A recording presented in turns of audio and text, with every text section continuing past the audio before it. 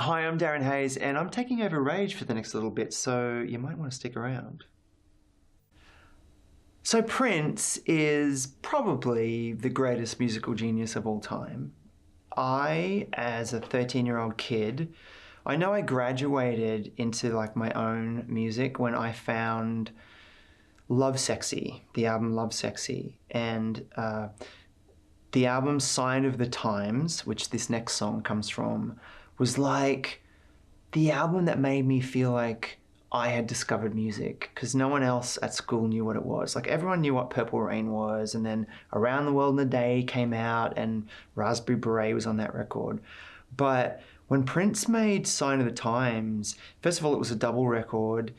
I was fascinated by one thing. On the back, it said, produced, arranged, composed, and performed by Prince. My new album says that too. It took me 25 years to be able to do that. What I love about this record, a lot of it is Prince using a Lindrum, Prince using a 909 and 808 drum. He performs everything on the album except horns, which, I mean, you can be forgiven for not performing wood instruments, okay? But guitars, drums, bass, synths, everything is Prince. This particular track is called You've Got the Look with Sheena Easton, and he resurrected her in this album and in this music video, because I'm old enough to remember Sheena Easton had a song called Morning Train, which was a hit when I was a youngster.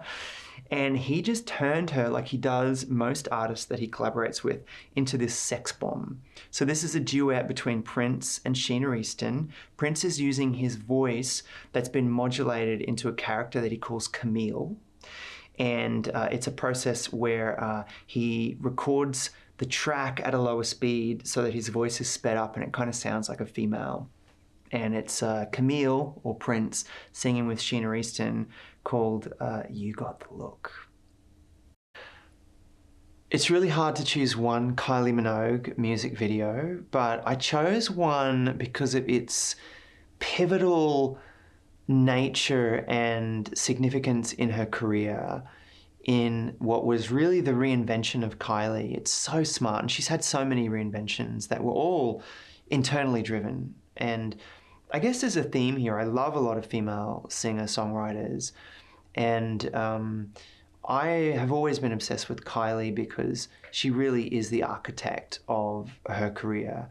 I think that's obvious now, but when she first began, I think there was a lot of misogyny around who was behind, you know, this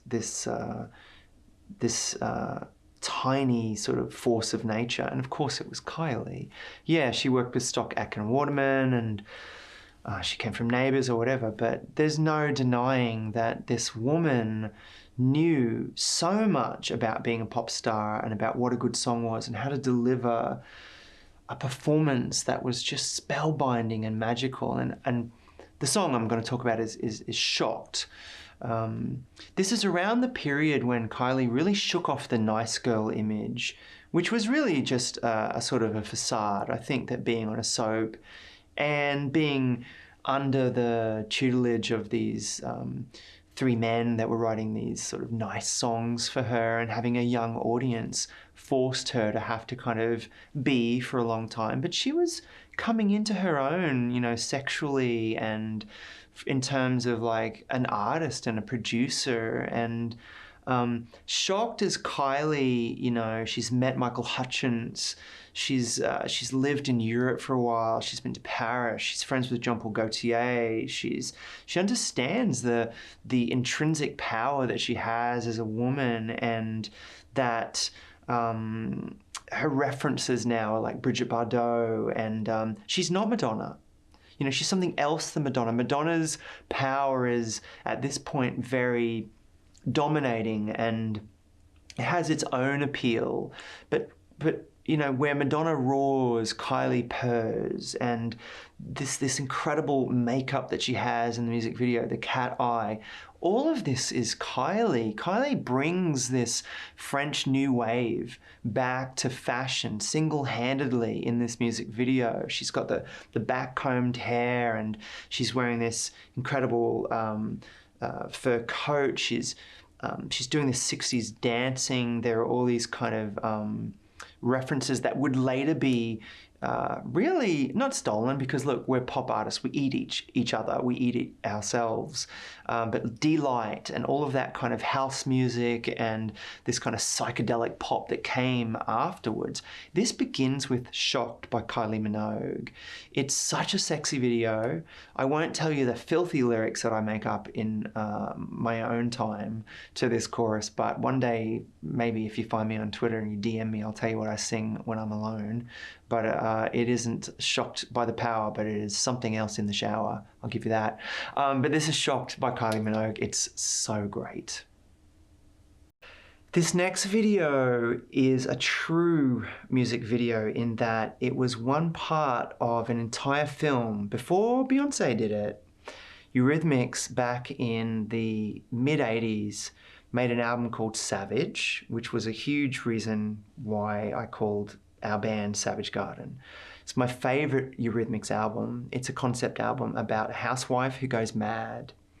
The first single from that album was called I Love to Listen to Beethoven, and it was ironic because this housewife did not. She was going crazy, just trying to live up to what we now know as the patriarchy and just this unfair world of this woman who was just so lonely and depressed in her world. And she slowly goes mad and she breaks out of the shell of her suburban life. And they made this long form video and a video for every song on the album. And this particular track was when the character that Annie created, which was this sort of drab housewife who eventually goes mad, and she dons this amazing blonde bob and this lipstick and this tight dress, and you know, she goes to a karaoke bar and she gets a bit drunk and she goes a bit wild, and I'm sure hopefully she breaks up with a horrible husband. But by the time we see her in You Have Place to Chill in My Heart, she's just walking along the desert. There's a line in this song and she says, I wish I was invisible so I could climb through the telephone. When it hurts my ears and it hurts my brain and it makes me feel too much, too much, too much. Don't cut me down when I'm talking to you, because I'm much too small to feel this. No, I'm much too tall to feel this small. Yeah. It killed me. As a kid, these were such big adult emotions, but to see this woman strip herself of all of this glamour. She was such a glamorous person in the 1980s, and yet she strips it all off in this video, and eventually there's a hug. I'm not going to spoil it for you, but it's all about this journey to this hug, and she hugs this person, and all of these emotions just sort of pour out of her. And I learned so much about filmmaking and about music videos from this particular clip, and about songwriting from this extraordinary woman and this performance. So this is You Have Place to Chill in My Heart by EURYTHMICS. This next track is by one of my favorite bands who I just learned how to pronounce their name because I just read it. I never really say it out loud, but it's MADONNA. This is a song called I Know a Place. What's so special about this song is it's a true queer anthem, and the video is as well. It just embodies this heartbreak that you feel, I think, as a young queer person when you don't fit in. And when you listen to the song, if you haven't heard it, you'll get it immediately, because melodically it just, oh, there's something about the harmonics and the chord choices in the song. You know, it has that thing that I think Taylor Swift manages to do really easily, where just from the first couple of chords, you're in it. You know, you're just in this space where your heart's breaking a little bit. And the narrative in the music video is about these kids who are in some kind of conversion camp. And God, I could cry just thinking about this. And they decide to break out. I don't want to spoil the video for you, but it's like they break out and they go to a place. And for us, if you're queer like me, like for us, when I eventually found that bar that was for me, it wasn't a mainstream place. For me, you know, it was such a struggle to come out. I was that person that everyone said I was gay before I realized I was gay. I was like, why does everyone think I'm gay? But if you look at my videos from the 1990s, I think it's pretty clear I was gay. I just didn't realize it. But when I moved to San Francisco, there was a bar, which is hilariously called the Stud Bar. But what I loved about it was totally a bar for like drag queens and for just gender non-conforming people, for anyone that didn't fit a box. I wasn't any of the categories. I wasn't a twink, I wasn't a bear, I wasn't like a hunk, I wasn't whatever, you know, like I felt like I wasn't good looking enough for women to find me attractive, and I wasn't like, I don't know, whatever the cliche of like good looking was for like the pinup gay man to think of me as good looking. I was just kind of strange. But in this bar, I felt like I'd found my tribe and I was home, and there was a place for me to be a freak and to be weird and to be queer.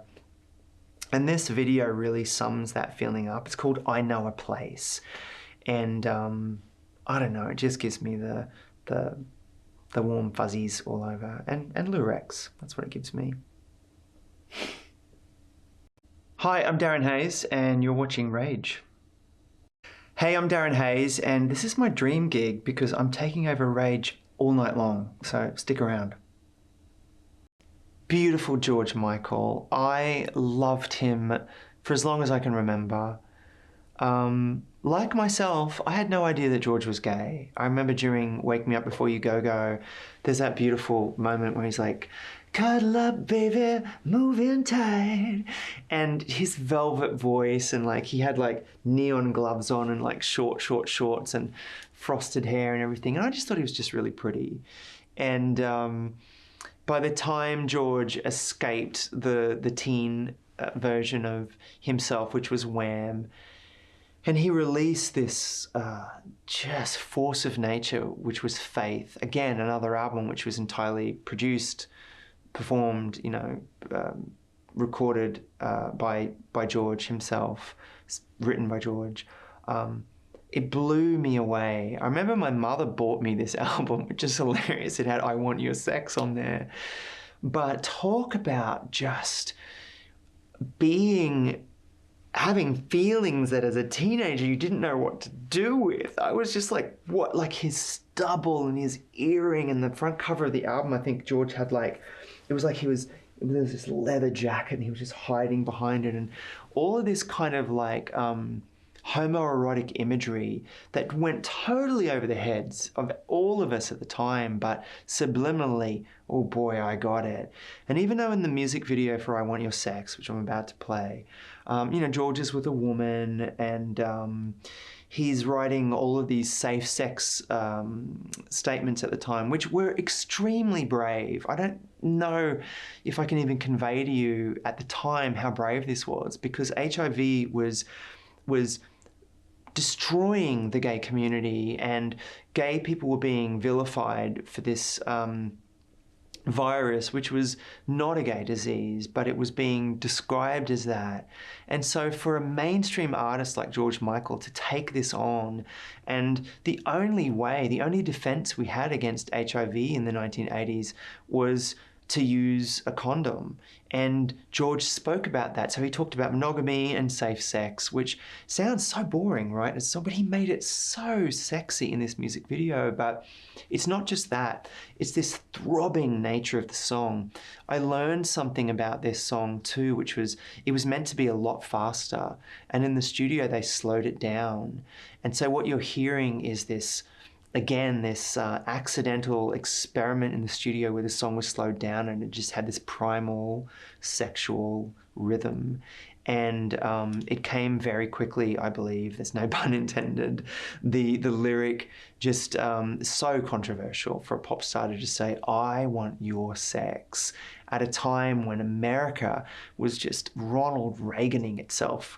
You know, we couldn't even get AIDS funding. You know, no one was talking about what was happening to people. So many people were dying of this horrific virus. And George just approached it by just being sex positive. And that's what I love about this music video. This is I Want Your Sex by the very sexy George Michael. This next music video is the greatest music video ever made. It's not Thriller by Michael Jackson, although yes, granted, that's extraordinary. This is by Madonna. It's Vogue. I know a lot of people pick this music video because it's extraordinary and it's her biggest hit, blah, blah, blah, blah. The reason I'm picking it is because of the cinematography and because of the fact that it reinvented the music video as we know it, and let me tell you why. It's because of the editing. David Fincher did something extraordinary that, to most people watching this program, probably won't even batter an eyelid, but at the time it was revolutionary. It was the pace of the editing and the hypercuts, the hyper edits. So before Vogue, music videos were everything from boring, they were one performance, they might be a oneer, which is just, one performance that follows you without an edit. They could be a live performance, they could be a collection of montages or whatever. But what David Fincher did with this music video was, apart from taking on old Hollywood and looking at the lighting of the way the Hollywood greats were filmed, but he introduced this almost forensic, strobe-like way of cutting in music videos that would have been difficult to pass, I think, when they took it to MTV. I know a lot of music videos have to pass tests for people with epilepsy and for strobing issues and things like that, but this video is very close to that. It's on the borderline.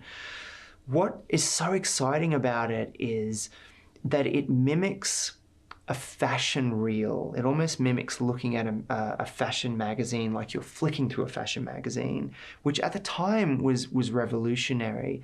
We used to want to hold on a beautiful image for as long as possible, and yet this music video would just show you glimpses of that. The story behind it is fascinating as well. This song was really not meant to be released. It was recorded as a B-side, which is unbelievable because I think it's Madonna's one of her greatest contributions to pop music. Yes, there's some appropriation going on here. She stole from the gay community and from black culture. Voguing by this point, when it came out in 1990, was about 3 years old. Years before it, Malcolm McLaren had also stolen. Another white person had appropriated from black culture and from gay culture, but he'd had a song called Deep in Vogue. But it didn't catch on to the mainstream the way that Madonna had this uncanny ability to do. But most of it is because she hired Jose Extravaganza from the House of Extravaganza as one of the main choreographers. You'll see him in this music video, and she just let these dancers play. Their performance in this video is really what drives it for me. The Horst lighting, so the photographer Horst, who was famous for all the people that Madonna name checks in this video, is what the lighting references are about. But really for me, it's David's reinvention of Madonna, his capturing of her. It began with Express Yourself, and it ends a few videos later with Oh Father, and they were never to work together again. It's rumored that Madonna for many years afterwards felt that she couldn't look beautiful in a music video without David Fincher because she was so tied to his vision of her. This video I think, belongs in a museum. It's cinema history. It's extraordinary. This is Vogue by Madonna. Hi, I'm Darren Hayes, and I am in the coolest studio in the world. It's the Rage Studio, and all of this stuff is real. And all these music videos, well, they're not real, but they're really good. And I'm going to play some of them for you, and we're going to hang out. And it's going to be great. Grab a snack, grab a drink, have fun. I'm sticking around. Well, I wouldn't be a proper if I didn't pick a Pet Shop Boys song to play.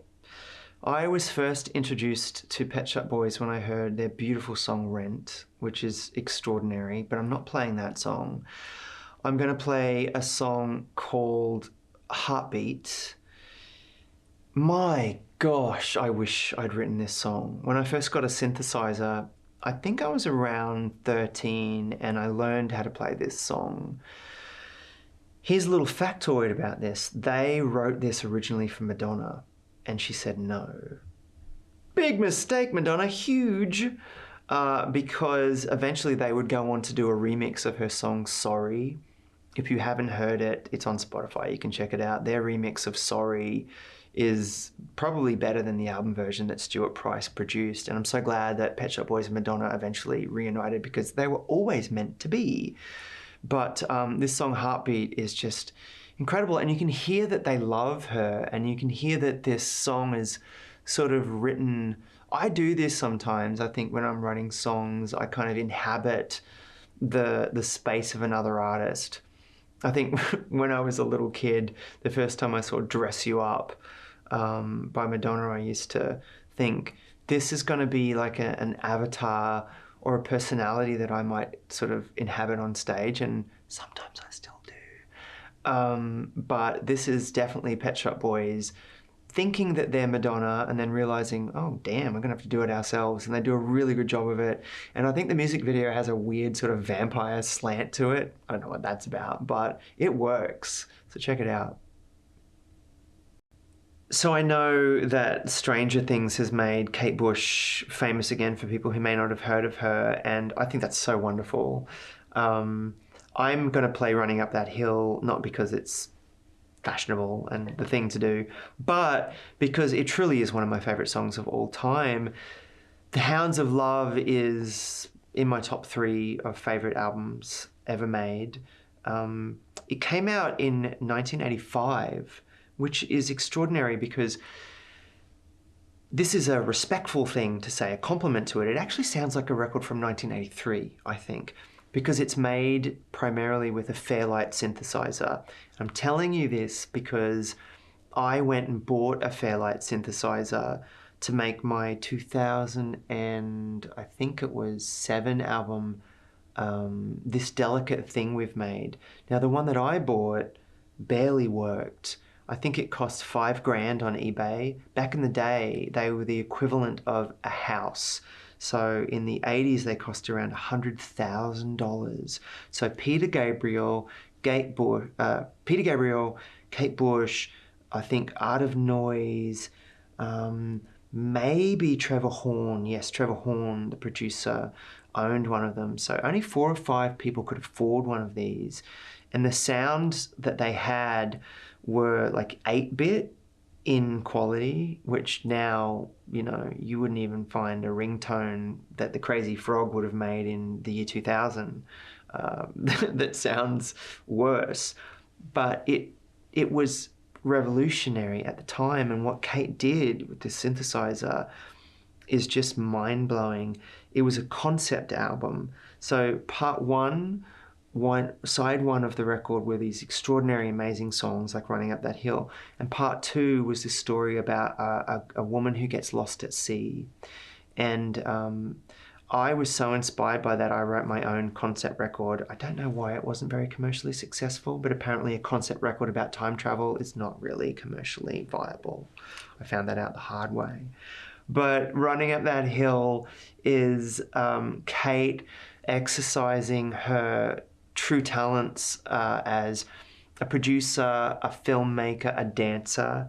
It's this contemporary dance where Kate's in this beautiful like grey lavender dancer's outfit, and oh my god, it's just everything I love about music videos. And all of my recent music videos reference this era, you know, where I shot on film, and I made real life sets, and I wanted to have that film grain and have this dramatic kind of lighting. And one other fact about Running Up That Hill is that it sounds like a much more dramatic topic than it really is. It's really just about a man and a woman understanding each other, and her saying, wouldn't it be so much easier if we could swap genders? That's really what this song is about. I'm obsessed with it, and apparently the whole world is again. This is Running Up That Hill by Kate Bush. Hi, I'm Darren Hayes, and you're up pretty late with me, but you're in luck because we're watching Rage, and that's like my favorite thing to do, so stick around. I'm obsessed with the 80s. I don't know if you can tell. I'm wearing a bit of lurex. I'm wearing my rosary beads because Madonna always did that. I'm not a Catholic, but that's okay. I don't think Madonna is anymore anyway. Teena Marie in America was a teen idol. She was this cutesy pootsy sort of like our version actually maybe of Tina Arena, who I'm obsessed with. And she managed to reinvent herself with this next track called Lover Girl, which really sounds like it was written by Prince. Came out in the same era as Purple Rain and those tracks. It's so funky. Sounds like something that Jam and Lewis could have written or The Time could have performed. And I had to do my research on this because I honestly underestimated, so slap on the face for Darren Hayes for doing this. I thought that she had worked with Prince or someone in that camp. This extraordinary woman wrote and produced this song all on her own, and most of her music is written and produced and performed all on her own. Yeah, it's a little bit dated, but you know what? I'm from the 90s, I'm dated. This song is so funky. I want to do a cover version of this. This is Lover Girl by Teena Marie. The next video you're about to see is by a UK artist named Georgia, who I'm obsessed with. This isn't her latest record, but it's my favorite record of hers. It's called About Work the Dance Floor. The music video itself is a trip, so let's just talk about that. It's just this visual feast. It features like a disco ball and a house on fire and just the beauty of Georgia herself. But sonically and musically, this record just really inspired me and my new music. It has that amazing kind of, you know, sad crying on the dance floor thing that ROBYN kind of pioneered. But I feel like Georgia just takes it to that extra place. Lyrically, I don't really know what she means when she says this chorus, you know. But it's this modified kind of crazy lowered octave voice, and it just makes me want to cry and dance at the same time. She's a genius. She started off as a drummer. She's a producer. She's an amazing songwriter and an incredible live performer, and this is her video, so check it out. Sufjan Stevens is an artist that I actually only came to know because of the movie Call Me By Your Name. I'm going to confess I had an unnaturally emotional reaction to that movie because it's one of the most beautiful queer love stories I ever saw, and it kind of inspired me to come back to music. This song is not from that. This is called Video Game. There is a song in the movie that has a lyric about a video game, but I'm getting off topic.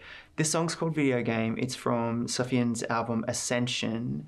And this music video is so beautiful because the dancer in this video, he discovered on TikTok, and he hired her to do this incredible routine. He's such an anomaly, this guy. I believe he started off as a really religious person, and I think this entire album was about his kind of crisis of faith, which I relate to. I'm obsessed with the production of this. You know, he started off as a primarily kind of folkish, really rootsy artist, but this is quite electronic, and the video itself looks like something from a 1980s arcade, but this is Video Game. I chose this next song not so much for the video, sorry Rage. The video is good, the song is extraordinary. So this is ROBYN and ROYKSOPP, okay? Two Swedish geniuses combined to form what I think is one of the greatest electronic songs ever recorded. It's called Do It Again. Now in the music video, it's a black and white music video. It's sort of it's a period piece. It does the job, but what really drives this music video is this sonic extravaganza that I never tire of this song. Just when you think it's good, it gets better. Just when it gets better, it gets extraordinary. Just when it gets extraordinary, it gets superlative. It gets extraordinary. This is like a drug experience without taking drugs. Now, I myself have never indulged in the stuff. No judgment if you partake. I don't. I sonically go there through this song. It starts off with this refrain, one more time, do it again. ROBYN is saying this, okay? And then the song, it's just this use of sidechain compression, which anyone who knows anything about electronic music knows is so over, but not according to ROYKSOPP and ROBYN, and never shall it be. It throbs and it throbs and it continues, and we get to the middle eight and you think, oh, this song's extraordinary. It goes into this instrumental, and we're driving in my car now, okay, and we think this is going off, this is going off, this is incredible. You think this is as good as it's gonna get, and then it goes to another universe. You're about to find out why. This is Do It Again by ROBYN and ROYKSOPP. Hey, I'm Darren Hayes, and you and me are watching Rage. This next video is literally a trip. It's by West Australia's Kevin Parker, TAME IMPALA. I am obsessed with this man, from his hair to his knowledge of synthesizers, to his psychedelic sound, to his obsession with the studio. I would say that Kevin's most recent output really inspired me to be a producer, to really take on board my own responsibility with sound, and to just roll up my sleeves and to learn how to use drum machines and instruments, and just experiment in the studio, you know, fiddle around with knobs and filters and faders, and buy a bunch of vintage gear, and just make sounds that don't come out of the box, you know. A lot of people can make music. That's the wonderful democracy of the tragedy, I think, of big studios maybe, and falling apart, and the economy of the music industry being challenged, is that a lot of these big studios, unfortunately, have gone out of business. But the wonderful democracy of that is that it's enabled so many young people to just get a laptop and just kind of learn how to do stuff. And Kevin sort of epitomizes that for me, in that he leads this extraordinary band, but most of his exploration is so inward and internal, and it's rock and roll, it's stadium rock, but it's also so quiet and so introspective. And this particular record, Let It Happen, for me, it reminds me when I'm anxious and when I'm stressed to just kind of let it go, you know. It's also a really flirty song. I love it. The idea that, you know, if you're into someone, that you can kind of let go of all expectations, and that the universe is just kind of make it so. And that, you know, I put it on my, I have a playlist that I call just like, I don't know, it's like a flirtation playlist. And this song is on there because it's just like, just let it happen. Just let it go. Like, I'm always trying to hook friends up, and I have a good track record of like introducing people, and I end up getting married. And when I see a couple of people that have some chemistry, I think of this song and I'm just like, go away, talk, let it happen. So the video is really trippy, the song's really trippy, and Kevin's super trippy. This is Let It Happen. This next artist is an Afghani-born Parisian DJ by the name of MIRWAIS. It's taken me a long time to learn how to pronounce that.